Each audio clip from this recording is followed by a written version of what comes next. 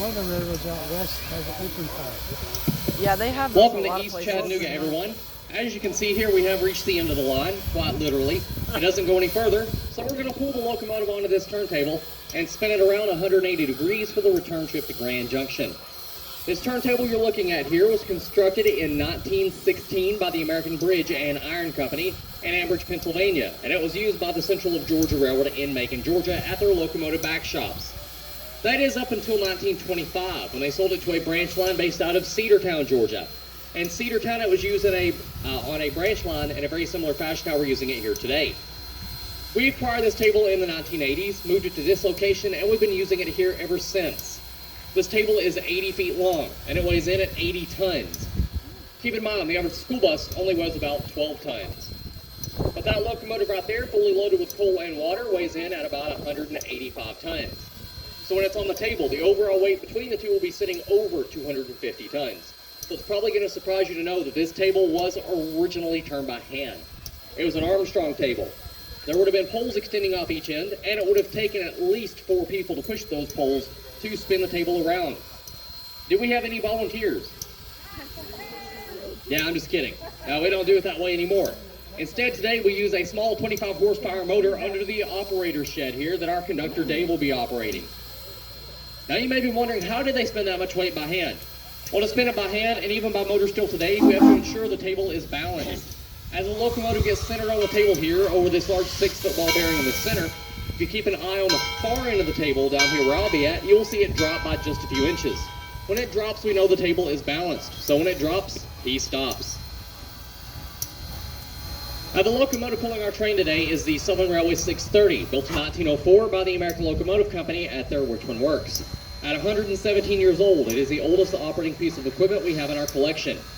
It was built for the Southern Railway as a mainline freight locomotive, and it did that for many decades before being retired and sold to the East Tennessee and Western North Carolina Railroad, where it was once again used in freight service. Again, being retired from there, the Southern Railway would reacquire it for use on their mainline steam excursion programs beginning in the 60s. After pulling those trips for a few decades, it was again retired in favor of larger and more powerful steam locomotives, so it was donated to this museum by Norfolk Southern in 1999. We started a restoration on it in 2001, and it was completed in 2011, over a period of about 10 years. And we've been using it here ever since. Now, this locomotive is known as a 2-lane consolidation, meaning it has 2 small pilot wheels in the front, 8 large driving wheels in the middle, and no trailing wheels under the cab and firebox. It operates at 190 psi, has 56-inch diameter driving wheels, and produces 46,700 pounds of tractive effort. If you look up at the cab here, you'll see our engineer, Brian. He is responsible for operating this locomotive and getting us here and back safely today. So everyone go ahead and give him a wave. Now, the way this locomotive operates is up in the cab, our fireman Tyler is feeding 3 to 5 tons of coal a day into the firebox by hand where it is burning.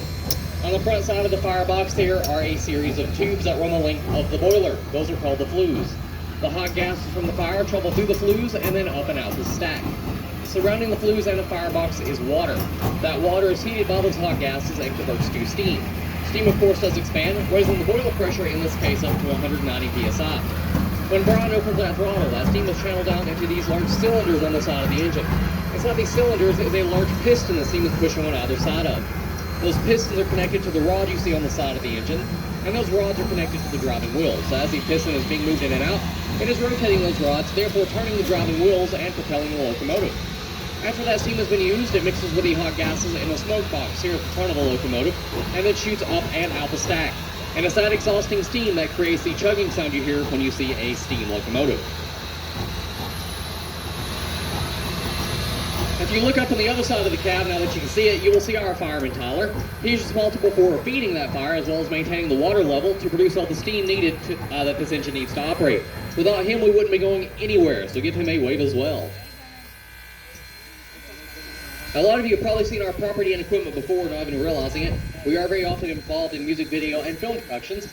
For example, in the past, we've worked with both Johnny Cash and Josh Turner on music videos involving our equipment, and films such as October Sky with Jake Gyllenhaal and Laura Dern, with George Clooney, Waterfall such as Robert Pattinson and Reese Witherspoon, and most recently